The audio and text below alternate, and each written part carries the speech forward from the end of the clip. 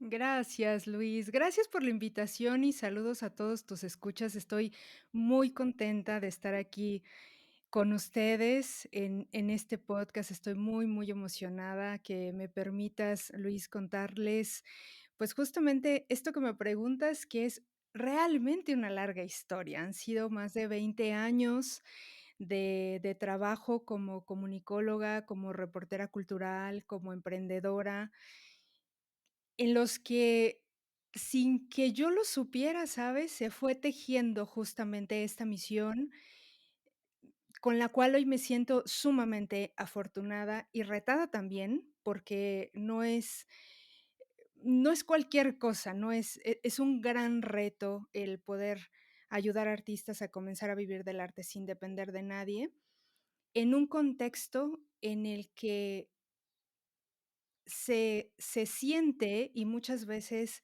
se asegura que el artista se va a morir de hambre. En ese contexto, yo crecí, en ese contexto, yo trabajé, en ese contexto, he sido artista también, y de pronto este cambio mental que yo he tenido, este crecimiento, este cambio de paradigma que yo he tenido a lo largo de toda mi carrera, me parece que es lo que me permite en algún momento llegar a este gran eureka de poder unir arte y negocios, que proviene de un montón de circunstancias personales que he ido viviendo a lo largo de este tiempo. Primero, como reportera cultural, en en esa trinchera entrevisté a infinidad de artistas independientes que constantemente se quejaban de la falta de apoyo del gobierno. En ese entonces, yo como reportera, incluso tomando esa bandera, muchas de mis notas y muchos de mis artículos fueron hacia ese lugar, hacia el reclamo al gobierno mexicano de una falta de una política cultural, bien establecida, bien construida. Y después me tocó a mí.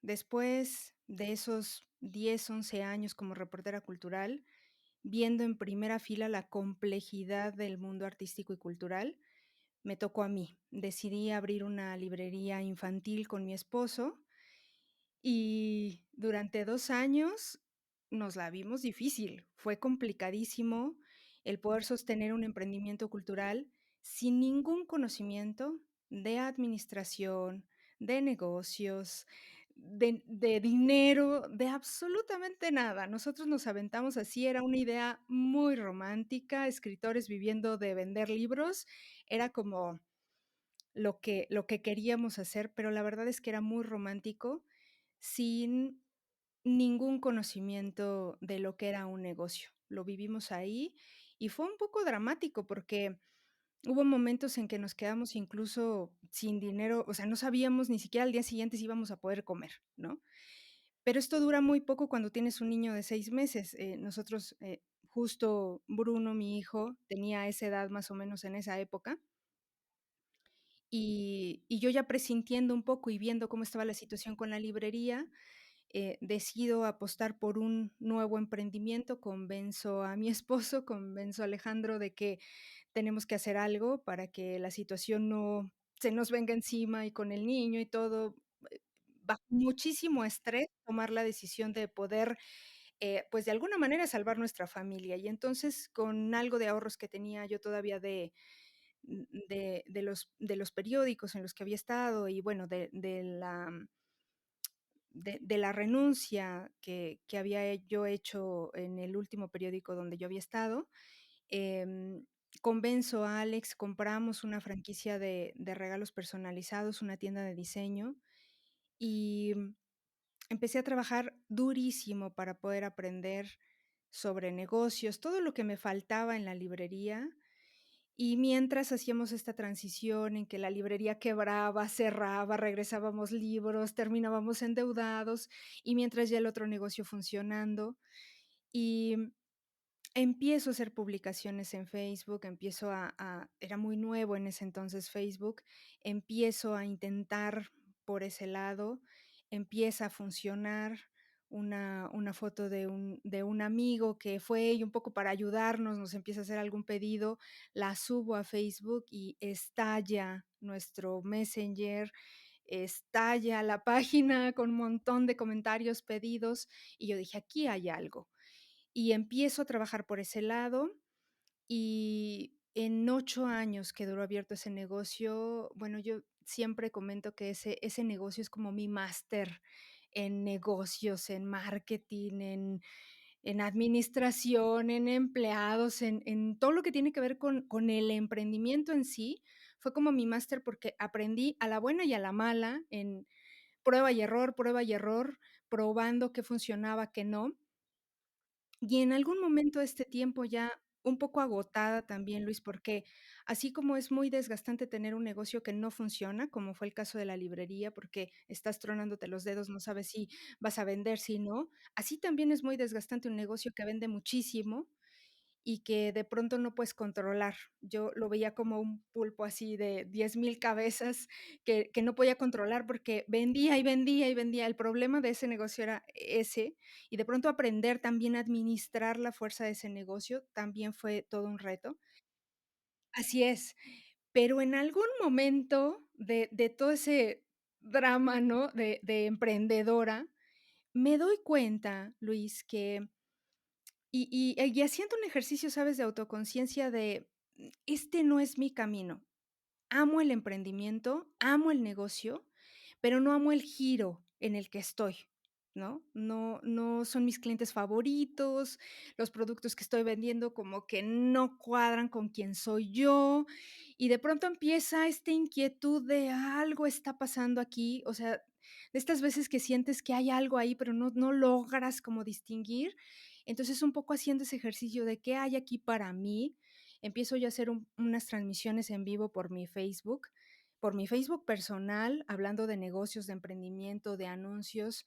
Para este momento, yo ya con un montón de años de experiencia haciendo anuncios en Facebook, luego en Instagram, queriendo un poco compartir lo que yo estaba haciendo y además un poco como para descansar de todo el ritmo acelerado del negocio, un poco como para yo retomar los micrófonos, la cámara, en fin, todo esto que a mí me apasiona, y empiezo a hacer estas transmisiones, y en algún momento, Luis, no sabría decirte cuándo, pero hizo clic este back que yo traía como artista, como escritora, y luego como reportera cultural, y luego en el emprendimiento, y dije: "Claro".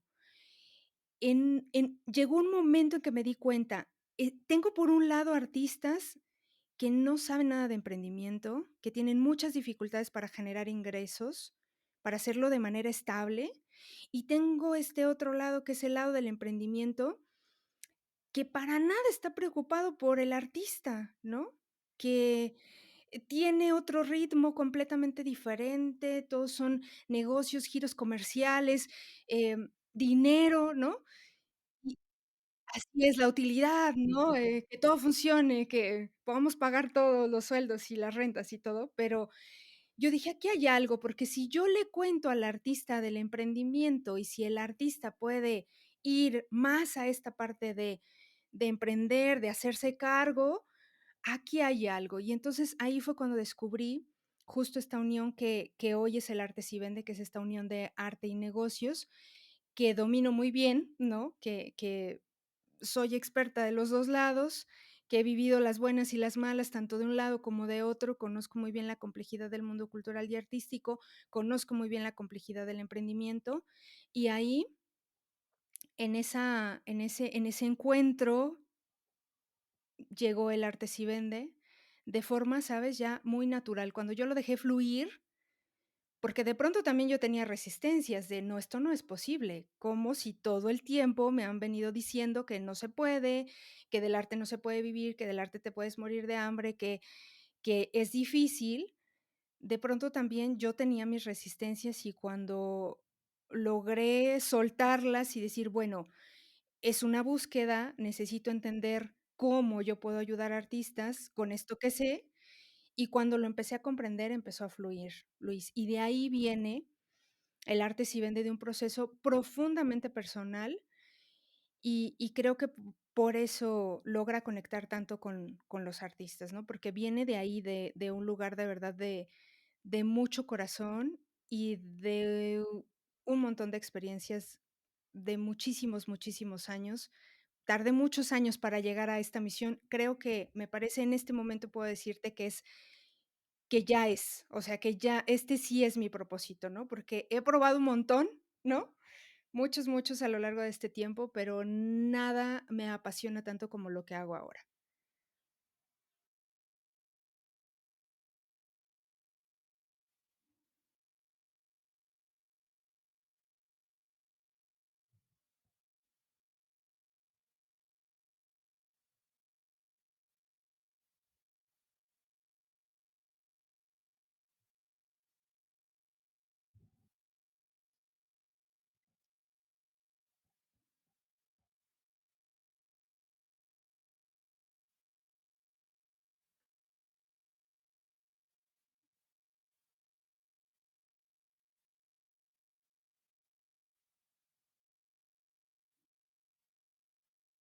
Así es.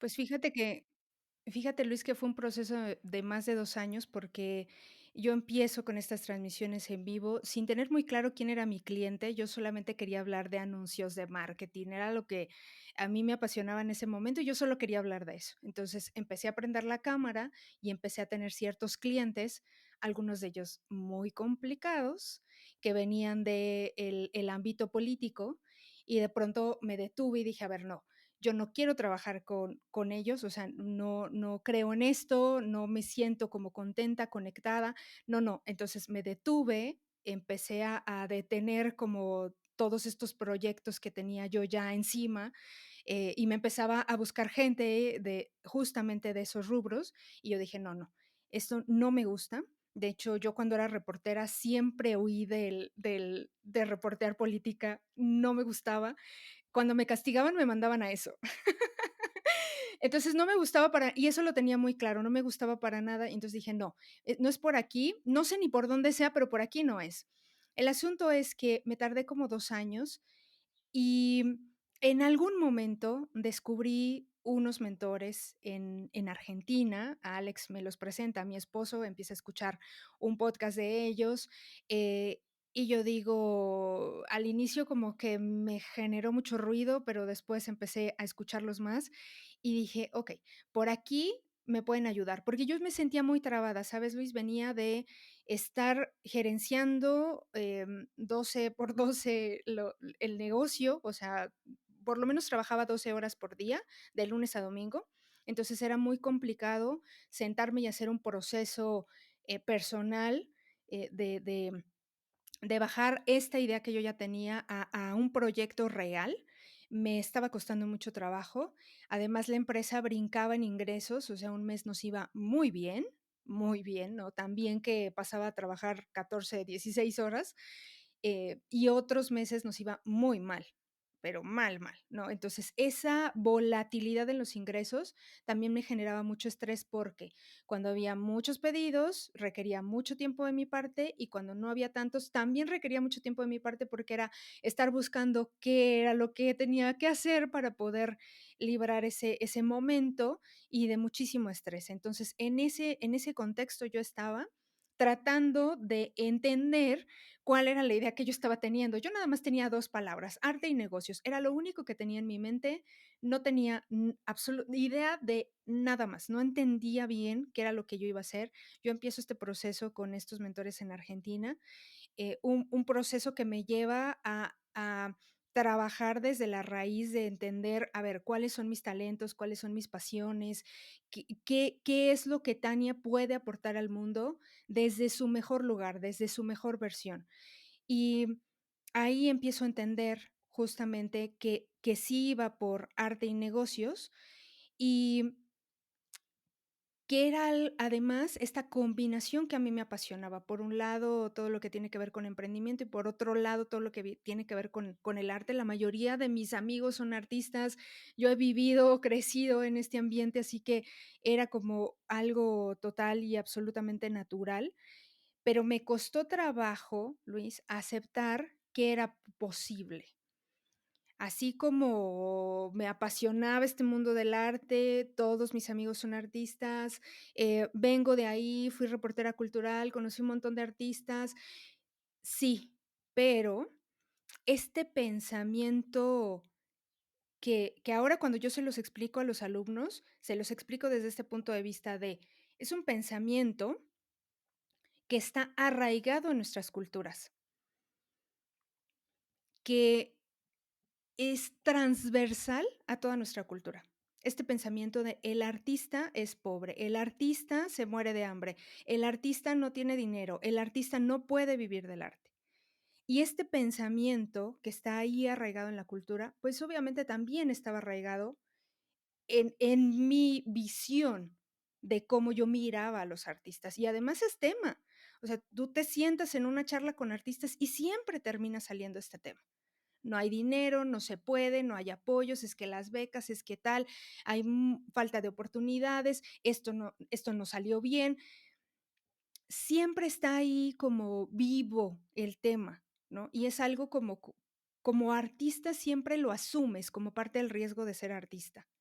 Sabes que vas a ser artista y asumes el riesgo de que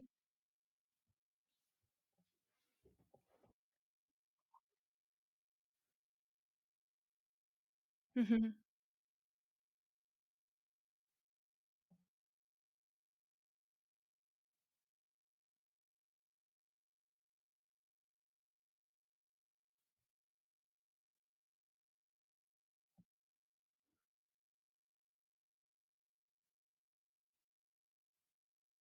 Así es,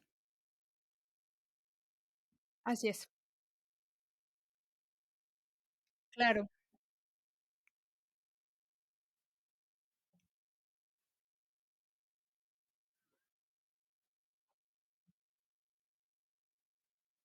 así es. Claro, es una narrativa, Luis, desde la escasez y desde la pobreza.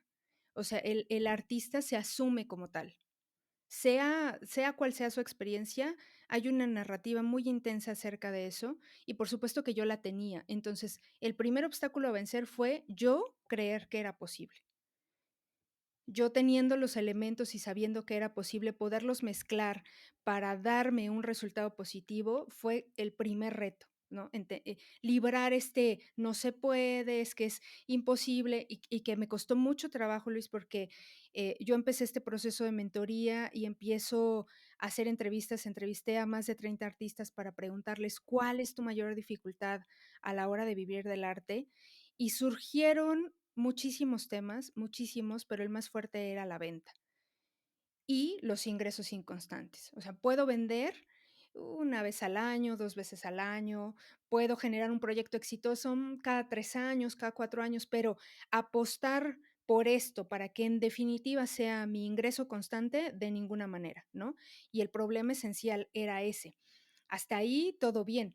El asunto y lo más difícil fue generar la solución, poder crear un sistema que pudiera desde el emprendimiento, desde la mirada de emprendedor, ¿no? Y ahí fue donde surge muy fuerte este concepto de artista emprendedor. Desde este nuevo paradigma, poder generar un sistema de venta y promoción que te permite esos ingresos constantes. Ese fue todo un proceso de un año, Luis, de estudiar, de hacer entrevistas, de analizar las respuestas. Al final, yo creo que fueron como unas 60 entrevistas más o menos, con un montón de información que me permitió crear la primera versión del sistema de venta y promoción, que salía a probar con un par de artistas, y de ahí poder lanzar ya el año pasado, en pleno inicio de pandemia en México, en marzo, en abril, más bien el 1 de abril, el primer taller, em, y bueno, de ahí hasta la fecha ya cumplimos un año este abril, pero ya me anticipé un montón a lo que me preguntaste. Creo que el mayor reto fue primero aceptarlo yo, aceptar que sí era posible y desde esa nueva mirada construir todo lo que estaba por venir. Me parece que ahí estuve trabada meses, ¿sabes? Como entiendo muy bien el problema, pero todavía no sé si soy capaz de generar una solución, y creo que el momento clave fue ese, más bien como yo aceptar si es posible, tengo todas las herramientas para poder armarlo, y necesitamos hacerlo, porque podemos seguir en la queja y en esta narrativa de no se puede, o podemos hacer algo.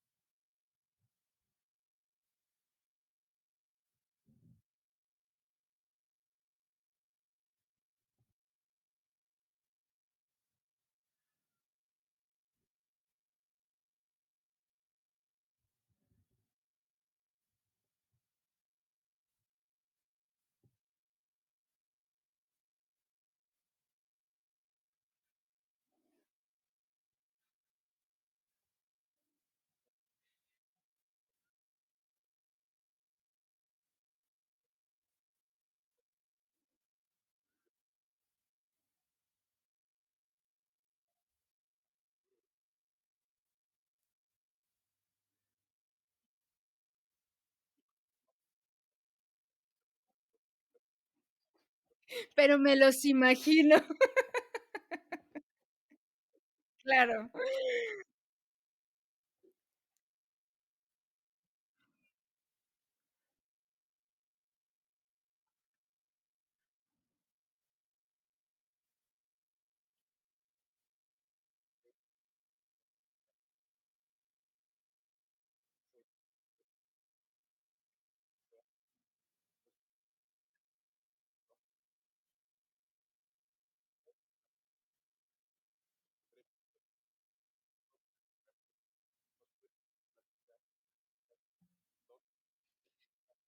Claro, ahí me encantaría, Luis, poder hacer esta acotación, simple, sencilla, de poder resignificar la venta, porque hablaste de este vendedor pesado que te quiere obligar, que te miente, tal. Esa concepción de ese tipo de vendedor, ya no es vigente. Quien quiera vender de esa manera le va a costar un montón de trabajo. ¿Cómo? ¿No? Y se los digo a los artistas, necesitan tatuarse, entender que la venta es un arte. Es un arte que se aprende, que es un proceso y que además parte de la base de ayudar. Vender es ayudar. Si nos colocamos mentalmente en este concepto, de inmediato cualquier resistencia que pudiera surgir alrededor de la venta se desvanece, porque al final, la venta es un intercambio de energía, pero no solo eso, o sea, no solo es un intercambio de energía y de dinero, sino es la oportunidad que tiene el artista de poner su don al servicio de la sociedad, que esa, al final, es la función del arte.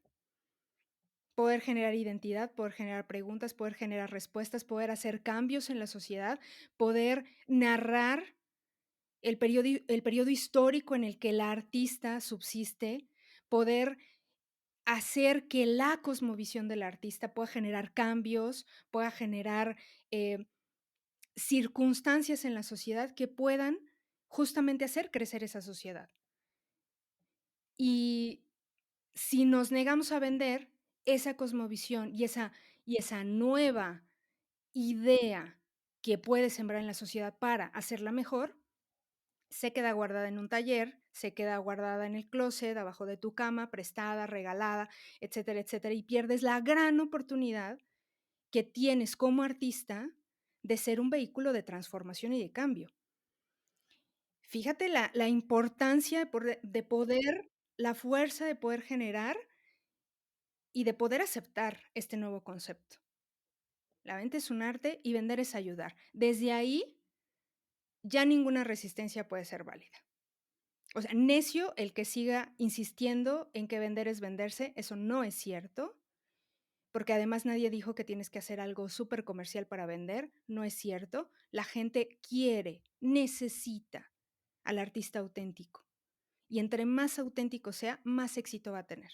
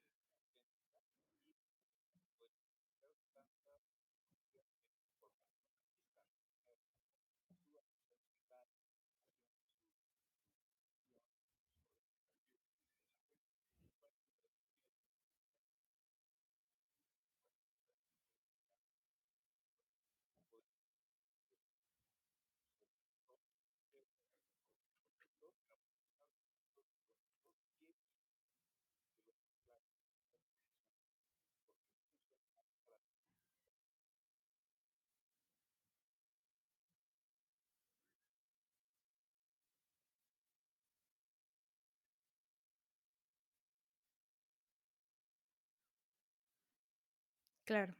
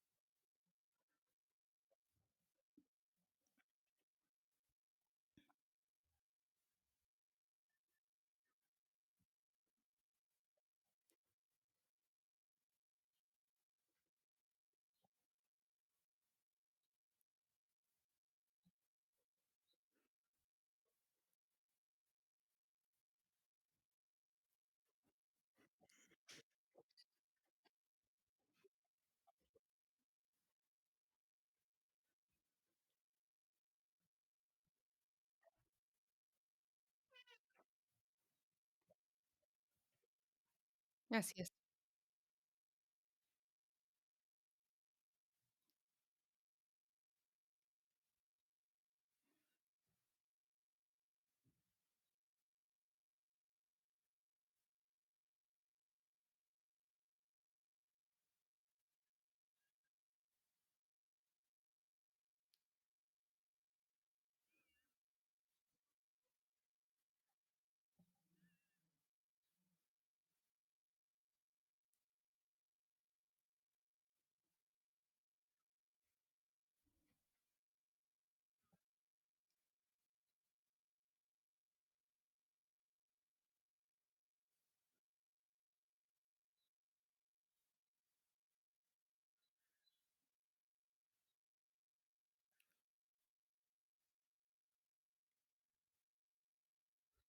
Claro, Luis. Bueno, pues todo esto lo empecé a aprender en la tienda de regalos, en la tienda de diseño, previo a El Arte Si Vende.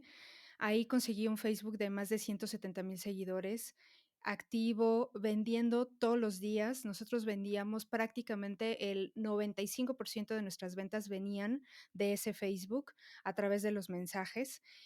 La verdad es que la comunidad era muy potente y lo que me gustó de esa comunidad y lo que aprendí principalmente de esa comunidad es que lo principal, Luis, era la gente. No era mi mensaje, sino poder ayudar a las personas. Es decir, poner en el centro de todo al cliente era como la fórmula para el éxito, y es la fórmula para el éxito. Es decir, yo quiero vender un producto y ese es mi interés y mi intención y yo quiero vivir de esto, pero el ser capaz de retrasar en lo posible ese objetivo en redes sociales y poner por sobre ese objetivo las necesidades de las personas es realmente la fórmula para el éxito. Si yo primero te ayudo y te escucho y entiendo qué es lo que quieres de mí o cómo yo te puedo ayudar, en ese momento la cuestión cambia. En ese Facebook aprendí muchísimo, Luis, porque entendí que no podíamos hablarle, por ejemplo, al cliente como un robot. Siempre todos los que contestaron mensajes en la empresa cuando estuvo bajo mi cargo, em, todos nos presentábamos, todos teníamos nuestra personalidad. Alex contestaba de una manera, mi esposo, yo contestaba de otra. Todos los empleados que en algún momento les tocó contestar mensajes, contestaban con su propia personalidad, pero siempre, siempre trabajamos por que la persona que estuviera del otro lado sintiera que había humanos en la tienda. Y para eso, para lograr eso, me ayudó muchísimo, Luis, a hacer un cambio que hice como, no sé, como a los 2 años de la empresa. Prácticamente di la cara por la empresa, empecé surgieron las transmisiones en Facebook, que tienen muy poquitos años, algunos no recordarán, pero tienen de verdad muy pocos años que esas transmisiones se pueden hacer. Y en cuanto empezaron las transmisiones, empecé a tomar la cámara y salir y hablar, y la empresa tenía un nombre y una marca, pero era prácticamente yo. O sea, ponerme enfrente de las personas y ser la vocera de la marca exactamente, humanizar la marca y escuchar a la gente y empezar a entablar relaciones.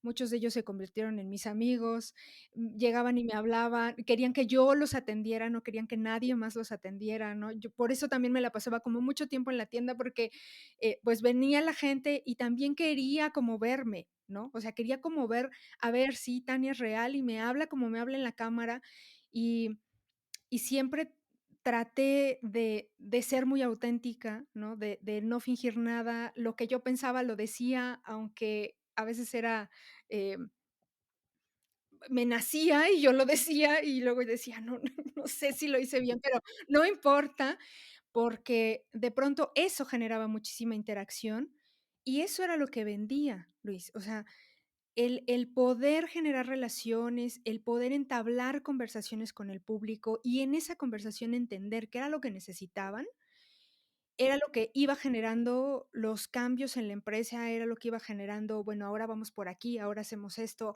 ahora la campaña va a ir por acá. Por supuesto, yo me encargaba de todo lo que tenía que ver con las campañas de marketing, con todo lo que era mensaje, contenido, yo me encargaba de publicar, de hacer las transmisiones, sorteos, bueno, en fin, ¿no? Yo me la pasaba en cámara por lo menos 2 3 veces a la semana.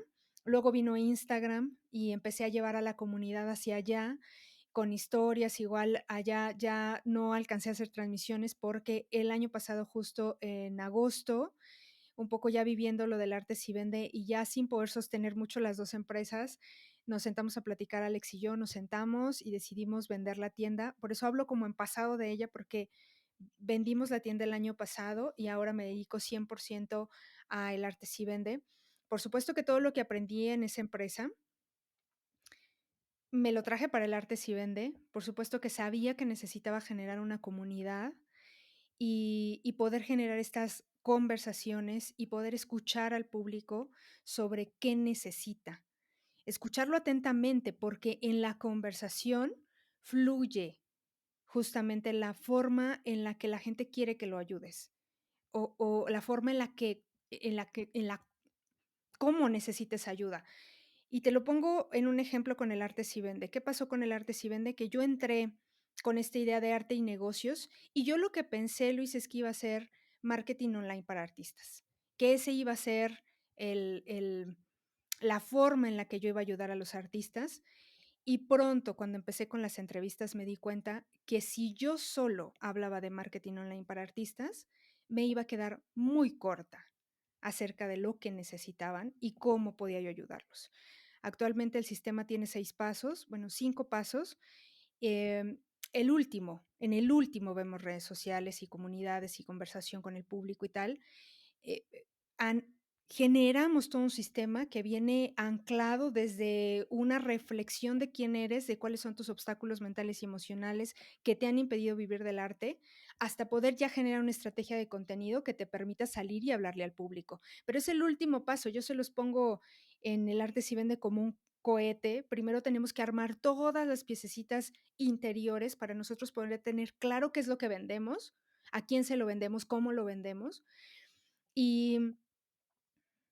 Y eso viene de escuchar al público, que eso lo traigo mucho de la empresa pasada.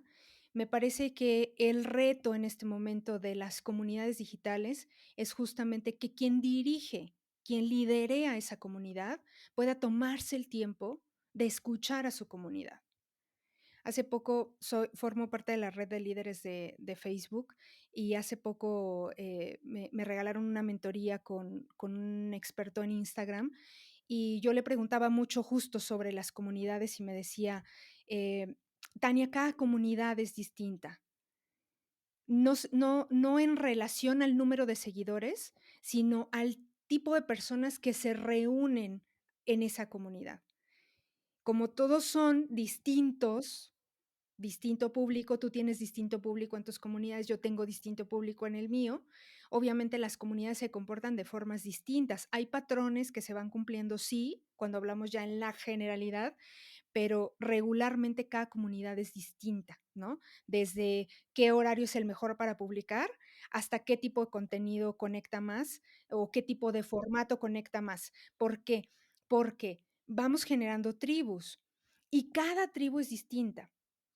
Cada grupo de personas es distinto y entonces de ahí proviene el gran reto de poder abrir bien los oídos y escuchar qué te está diciendo tu comunidad, porque no es la comunidad del de al lado, no es la comunidad del que admiras, no es la comunidad de otra persona, sino es tu comunidad. Sean 100 personas o sean 10,000 o sean 100,000, el reto es escuchar y poder leer entre líneas cómo puedo ayudarte mejor. Si logro yo bajar de escena mis intenciones personales de marca y puedo poner en el centro las tuyas, en ese momento la comunidad funciona, crece y no hay otra manera. No va a haber otro camino más que tu comunidad crezca. Es un gran reto y siempre se los comparto a los artistas porque, em, Regularmente, como artistas, y lo veo muchísimo, ponen en el centro de todo su obra, en vez de poner al público, porque en el caso específico del artista hay un temor adicional al temor que yo observo en la generalidad de los nichos de negocio, y es que el artista es muy cuidadoso de su proceso creativo y tiene mucho miedo de que el público intervenga en el proceso creativo, porque entonces ya ahí no hay como esta autenticidad que de pronto busca el artista, ¿no? De poder consolidar su estilo, de poder consolidar su comunicación, su lenguaje, su discurso. Y de pronto hay miedo de que el público entre a ese proceso creativo y pueda distraer al artista de realmente lo que quiere comunicar, ¿no? Entonces, en ese miedo nos perdemos y lo que hacemos es poner una barrera, que el público no entre, no quiero saber nada de ellos, no quiero hablar con ellos porque entonces tengo miedo de como de que este proceso creativo sea distinto a lo que sería si el público interviene, ¿no? Pero, claro, hay que cuidar ese proceso creativo, pero cuando estamos hablando de crear comunidad en redes sociales, de poder comunicarnos a través de redes sociales con la intención de vender, entonces la cosa cambia, porque sí tengo que escuchar al público. En este pequeño espacio que va a ser la gran diferencia, que es la promoción y la venta. No te estoy preguntando a ti, público, sobre el fondo de la obra, sino sobre la forma en que tú quieres que yo te venda, en que tú quieres que yo comunique. Es un matiz, Luis, que me parece fundamental, porque regularmente el artista convierte sus redes sociales en grandes galerías y se olvida de comunicarse con el público. Se pierde la gran oportunidad de comunicarse con el público, de escuchar qué es lo que necesita.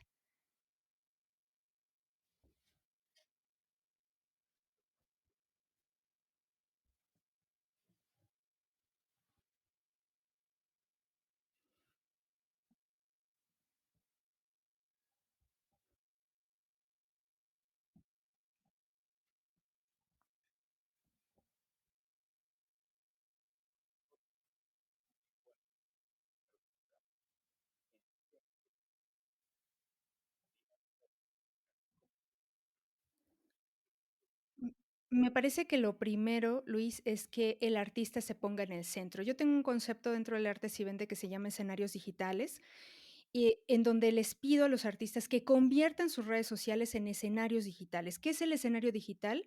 Es una red social habitada por un artista, en donde el reflector está sobre el artista. Fíjate qué maravilla, porque tienes un escenario digital que es gratis, porque abrir una cuenta de Instagram es gratis. Abrir un Facebook es gratis y además se puede volver en un escenario internacional. No tienes que pedirle permiso a nadie, no tienes que nada, absolutamente nada, ¿no? No tienes que rendirle cuentas a nadie. Es tu escenario digital y tú ahí, ¿qué es lo que vas a hacer? Que esa es la gran diferencia y creo que por ahí tenemos que empezar, mostrarnos. El artista tiene que ser el centro de esa red social. Tú hablas de liderazgo y justamente de eso se trata, de que el artista adquiera la responsabilidad de liderar a su comunidad. Para ello, no se puede esconder atrás de la obra. No puede estar lance y lance y lance fotos de su obra y jamás mostrarse y jamás presentarse, porque tiene miedo de que, me lo dicen mucho en Instagram, Tania, es que cómo hago el contenido, porque qué tal si les platico de esta obra y no les interesa. Es que no lo sabes. En el momento en que tú lo platicas, empiezas a conversar con la gente. Y en ese momento, Luis, pasa justamente el poner al público en el centro de todo. Es decir, te estoy compartiendo quién soy para poder comunicarme contigo y abrirte la puerta a lo que yo estoy haciendo, a mi expresión, a mi mundo. Les hago esta metáfora siempre de las redes sociales. De las redes sociales son como una gran fiesta. Tú no llegas a la fiesta con tu cuadro enfrente diciendo 40 por 60, papel Fabriano, 1,800 pesos. Tú no llegas a una fiesta así y te sientas en el rincón. No, estás de o sea, llegas a conversar, permites que la gente te pregunte.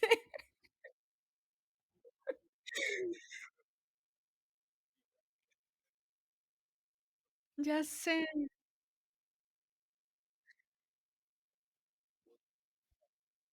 Claro.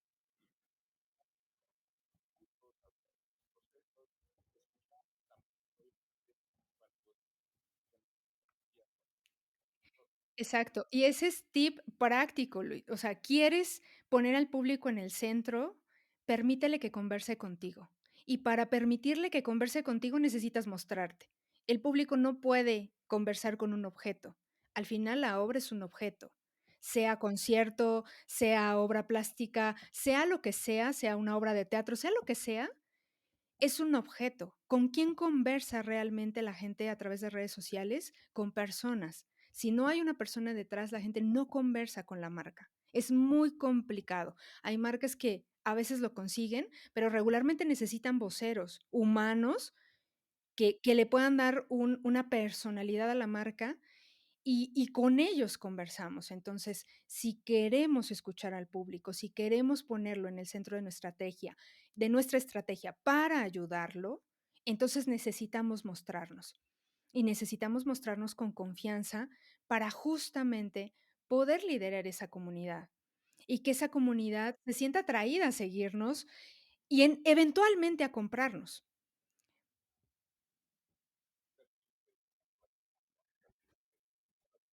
Claro.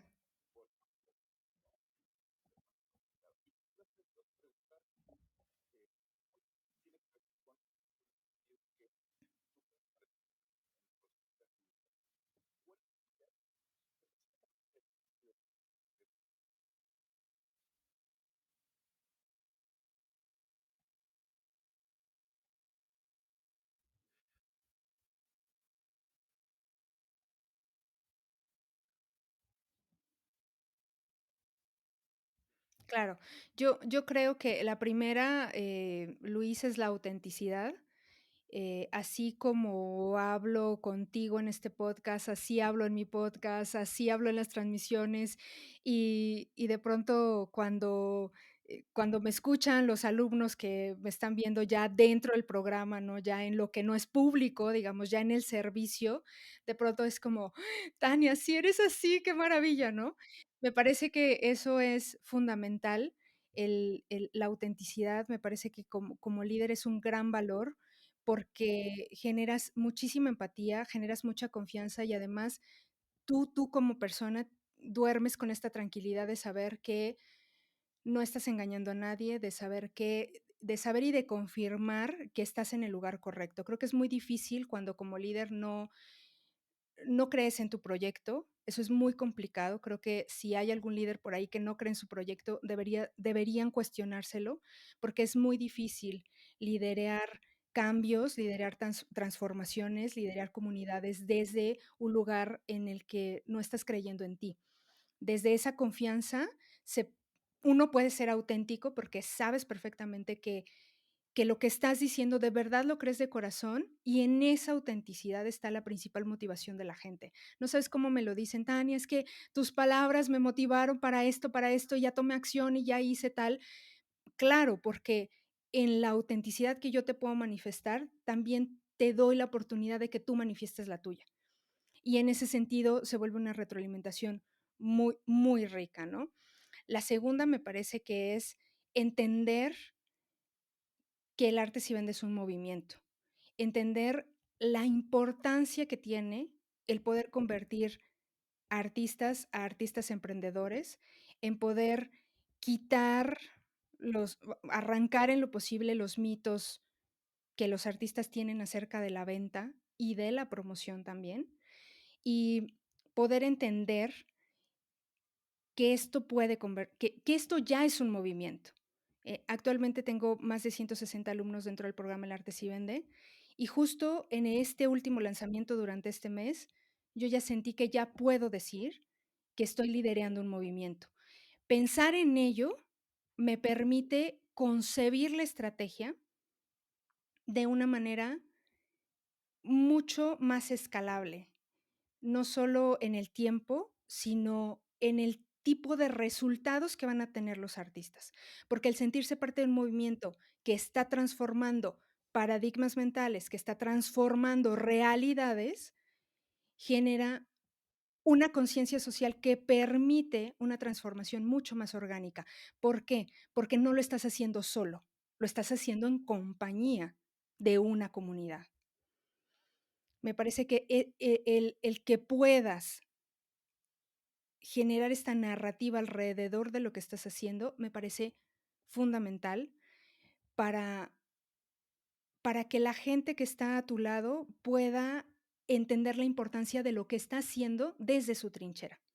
Eso me parece, o sea, reempoderar a los artistas en este sentido a mí me genera, eh, me apasiona, ¿no? Y ese creo que sería el siguiente, Luis, y de estos 3 me parece que son de los más importantes que en este momento están dirigiendo hacia dónde voy con el arte si vende, que es la pasión.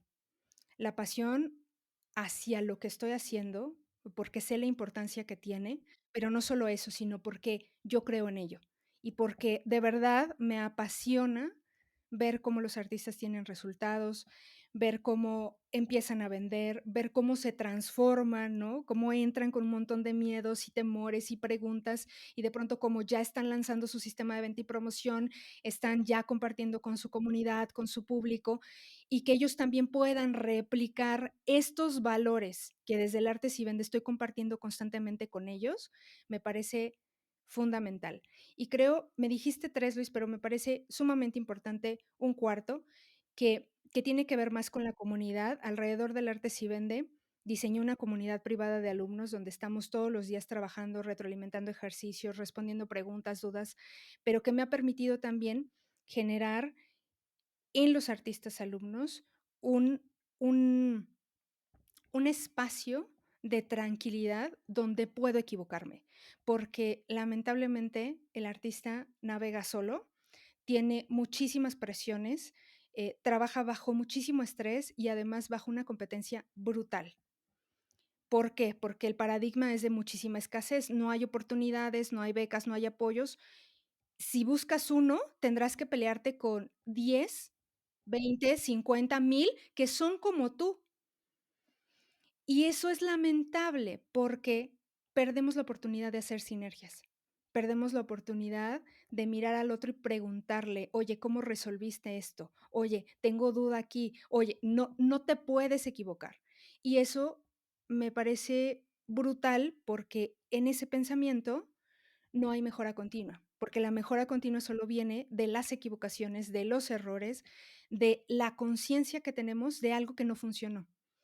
Entonces, ese también es otro pilar importantísimo, el poder generar en los artistas, bajar este nivel de competitividad y subir el nivel de sinergia, de apoyo, de entendimiento con el otro. No la crítica feroz de qué mal artista eres, qué poco talento tienes, sino más bien esta ayuda de poder decir: "Mira, creo que te falta aquí, pero puedes resolverlo así, porque yo así lo resolví". Ese cambio genera una comunidad hermosa. Creo que, hemos creado una comunidad muy amorosa, muy hermosa. Además, soy muy romántica con eso y siempre estoy motivándolos para que lo hagan de esa manera y que bajemos el ego y subamos esta conciencia de poder ayudar. Y creo que ya por tú me dijiste 3 Luis, pero yo soy bien necia y me parece que son importantes todos. Creo que el autocuidado me parece sumamente importante, ¿sabes? Soy workaholic en recuperación. Te lo conté iniciando el podcast, ¿no? Trabajaba yo 12, 14 horas y de pronto llegar al arte si vende fue como no puedo excederme, de trabajo, porque si no, entonces voy a terminar sumamente quemada, odiando algo que amo hacer todos los días. Y mi reto ahora es este autocuidado. En la medida en que yo me puedo cuidar, cuido también a la empresa. Lamentablemente veo mucho fuera esta idea del emprendedor, todo lo puedo, yo no importa si no duermo, no importa si no como, mientras esto salga, yo me sacrifico. El asunto es que yo ya lo viví por 8 años en mi anterior empresa y la verdad es que no llega uno a ningún lado, no es sostenible en el tiempo y el emprendimiento es una carrera de obstáculos, de tiempos de largo aliento, es un maratón que si no logramos sostener, terminamos súper, súper quemadísimos. Entonces, ahora también como un valor de la empresa, me he puesto el autocuidado que yo debo tener mental, emocional, físico, para poder rendir al 100% en todas las actividades que me requiera la comunidad, los alumnos, si no, no puedo ayudar, ¿no? Y me parece importante que en esta era en la que muchos han optado por el emprendimiento con todos los retos que ha traído la pandemia y que de pronto han visto en el emprendimiento una fuente de ingresos constante, emocionante incluso, que se cuiden, que se cuiden, que no esperen a que pasen 10, 12 años y que estén súper estresados, que ya no quieran levantarse, incluso que estén deprimidos, que no esperen a que suceda, sino que de verdad lo pongan como parte de sus principios de empresa, porque la empresa se los va a agradecer y también la gente que los está siguiendo.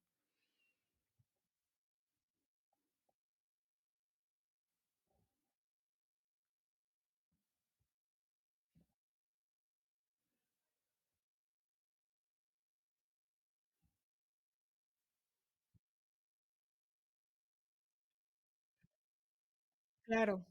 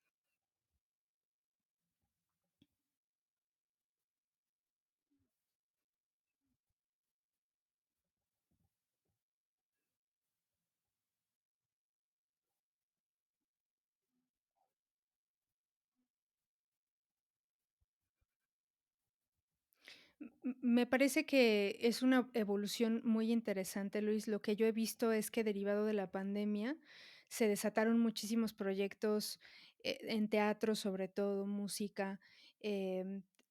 En artes plásticas sí, pero todavía hay como cierta resistencia. Yo lo he visto principalmente un, un- un boom como en teatro, como en música, la posibilidad de poder generar conciertos en línea, de poder generar obras de teatro en línea, ha desatado esta posibilidad. A mí me parece que es una evolución, pero es un gran reto, porque y yo lo veo con los alumnos cuando de pronto, seguimos en cuarentena, no podemos salir, pero yo necesito salir con mi sistema de venta y promoción porque necesito vender.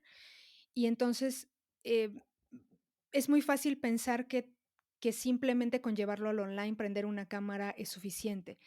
Y lo veía yo específico con una alumna que va a hacer ahora próximamente su lanzamiento, va a ser un ritual con su obra tal, y me cuenta cómo lo ve físicamente, o sea, el ritual debería ser en un lugar, en campo abierto, tal, y de pronto empezar a hacerlo online empezó a generar un montón de resistencias, y lo que descubrimos fue que no puedes llevar lo presencial tal cual al online.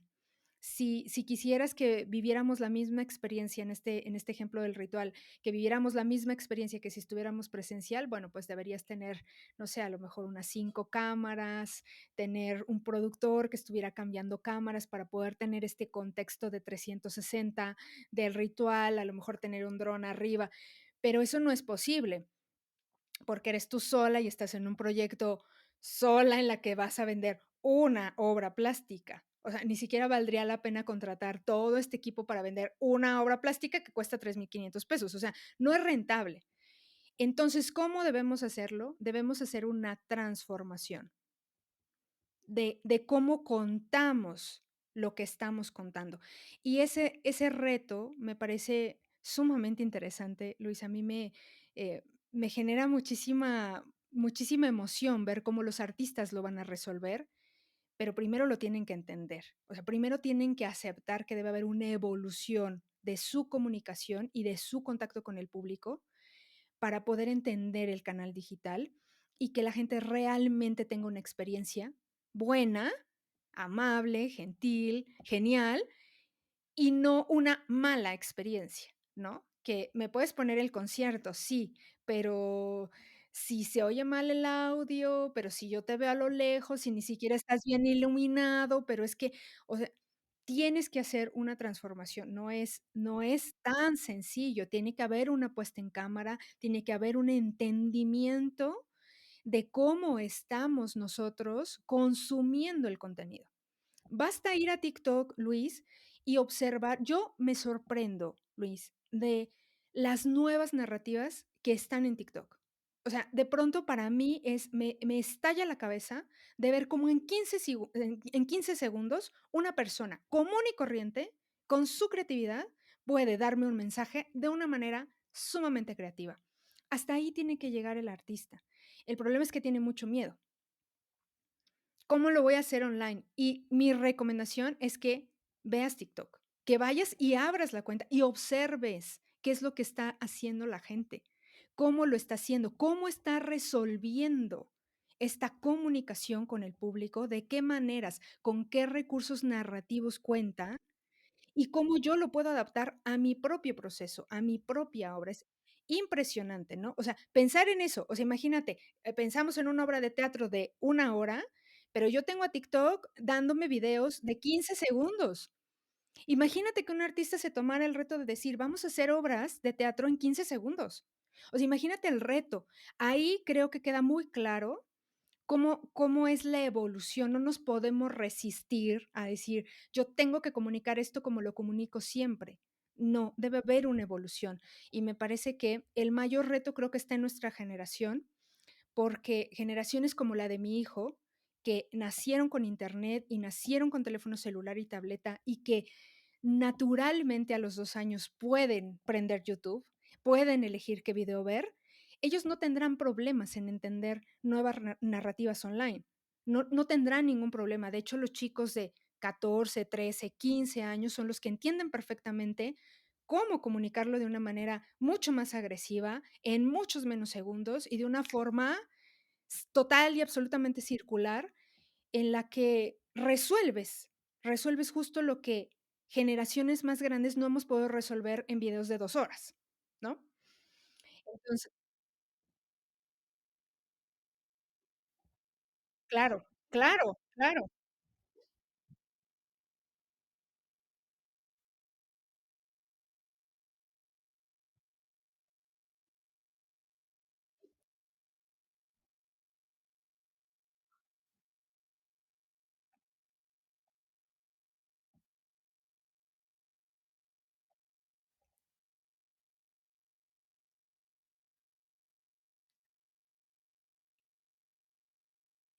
Claro, y que es una obra de arte, ¿por qué? Porque se te enchina la piel, porque te emocionaste, porque te dijo algo, ¿no? Y la guardas y está ahí, y se la enseñas a todo mundo y es como tu tesoro, miren lo que encontré, ¿no?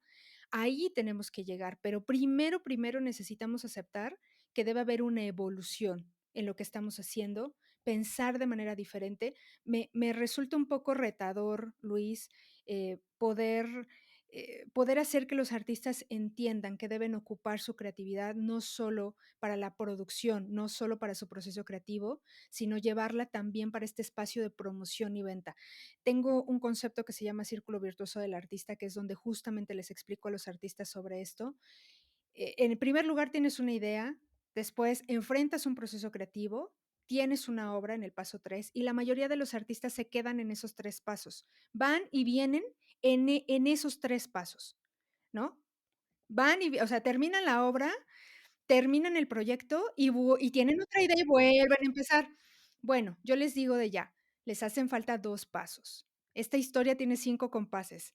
la cuarta es promoción y la quinta venta. Si tú no aceptas esos 2 últimos pasos, lo que sucede es que la obra se queda huérfana, guardada, olvidada, empolvada, nunca sale, ese proyecto jamás sale, el libro jamás sale, nunca se publica, la obra la tienes en casa de tus papás guardada en una caja de cartón, hay proyectos guardados en la nube, en una USB, en un CD, porque no aceptas que la promoción y la venta también son indispensables para poder llevar a buen puerto la obra, que al final es que esté con el público. Pero aceptar eso, primero es un reto, pero ya que lo aceptamos, es en esa partecita de promoción y venta, seguir dejando abierto el grifo de la creatividad, porque el artista parece que llega a la promoción y se nubla. No sé qué hacer. No sabes que eres artista, pero tienes el músculo de la creatividad activo. Ya quisiéramos un montón tenerlo así. Síguelo, sigue, deja que funcione, deja que fluya. Si podemos hacer este ejercicio de dejar abierta la creatividad también en la promoción y la venta, tendremos proyectos que no tendrán ningún problema con esta evolución, Luis, de llevar los proyectos de presencial al online.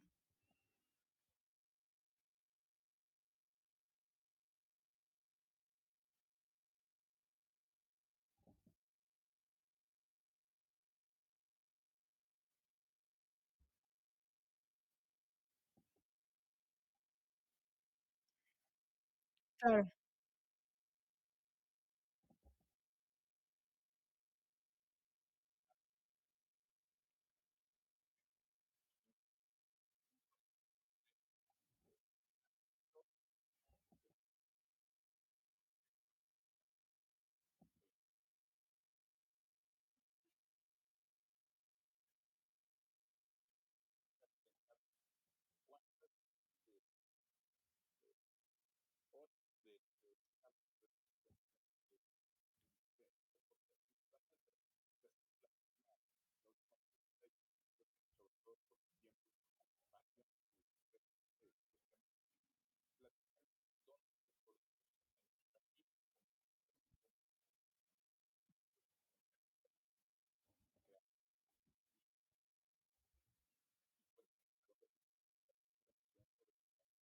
Claro que sí, pues pueden ir a la página www.elartesivende.com y estoy en Facebook también como El Arte Si Vende y también en Instagram como El Arte Si Vende, en TikTok como El Arte Si Vende también.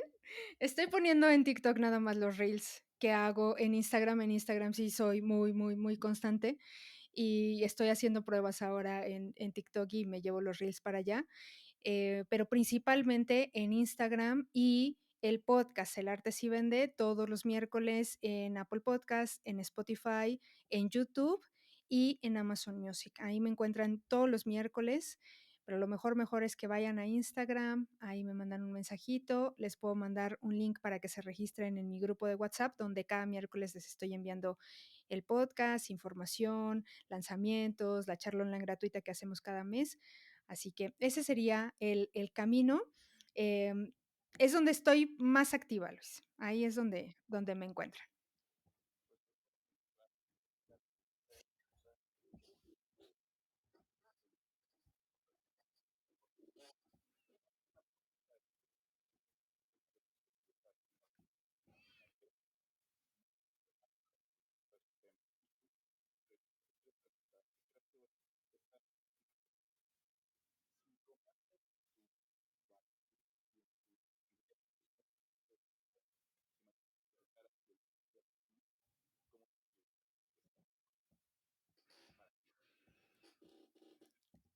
A mí me gustaría que ese mundo, Luis, y es por lo que estoy trabajando todos los días, a mí me gustaría que ese mundo tuviera artistas felices, que tuviera artistas seguros de que su creación, de que su, su don está, está en acción.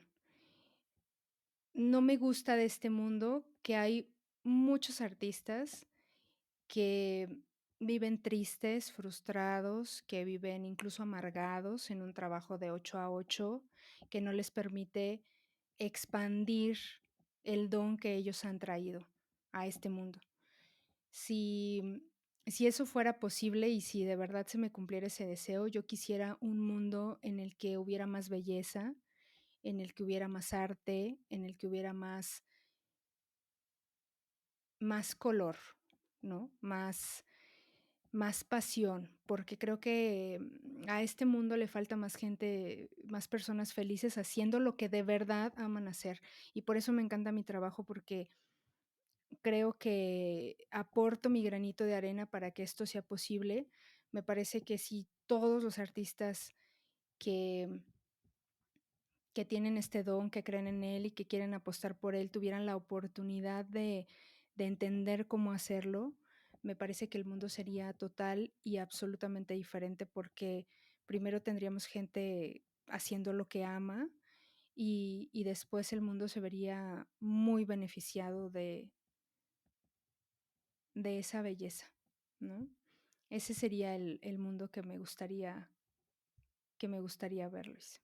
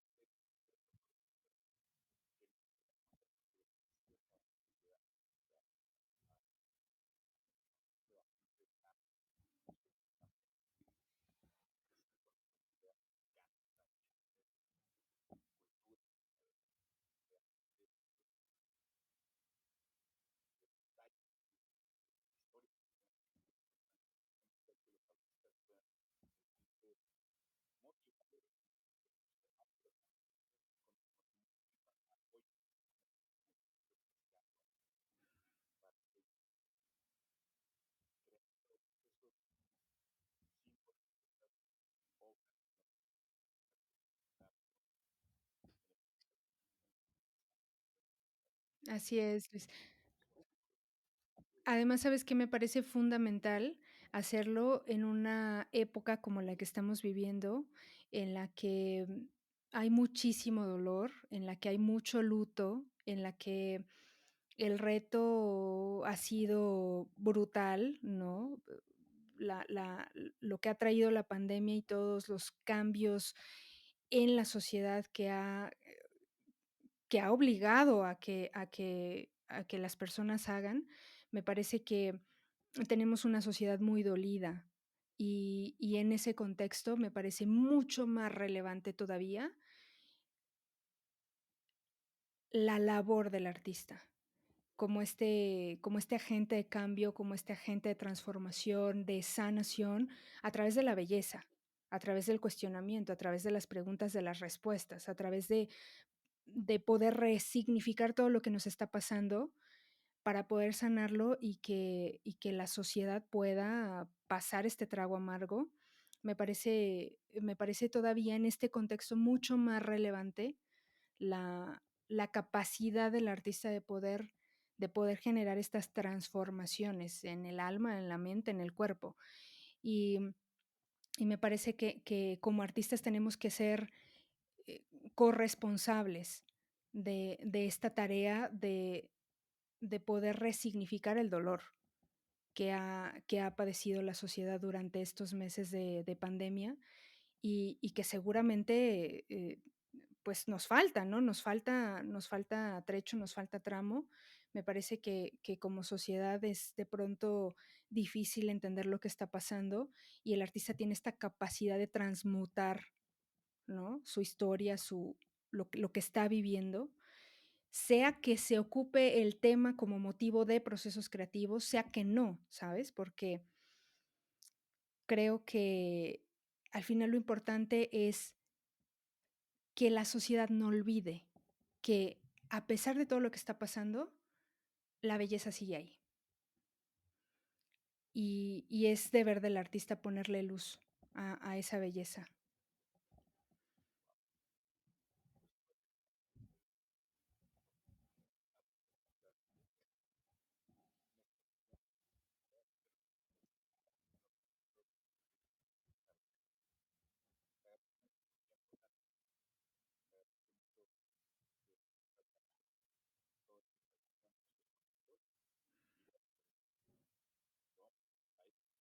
Genial, Luis.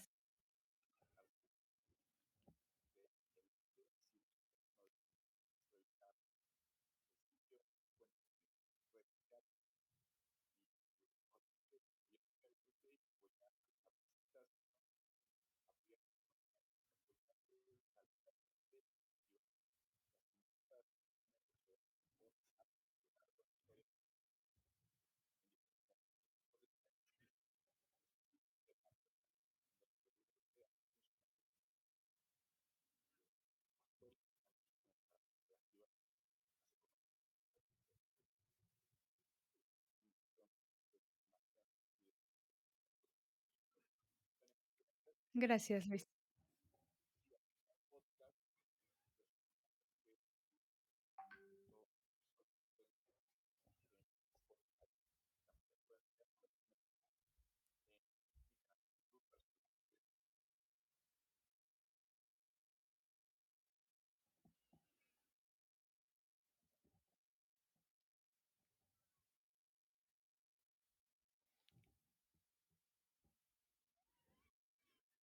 Gracias, Luis, me la pasé muy bien.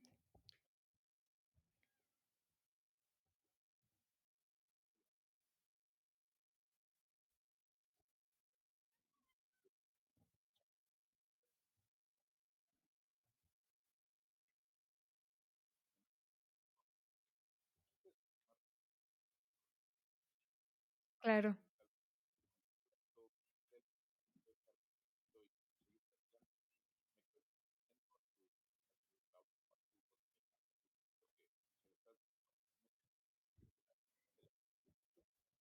gracias.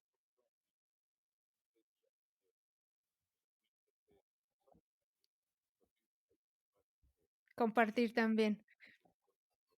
Genial, muchísimas gracias, Luis, me la pasé muy bien, te agradezco muchísimo, preguntas muy interesantes.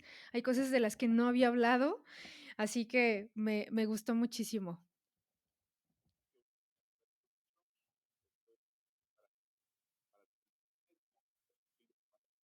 Gracias, salúdamela mucho.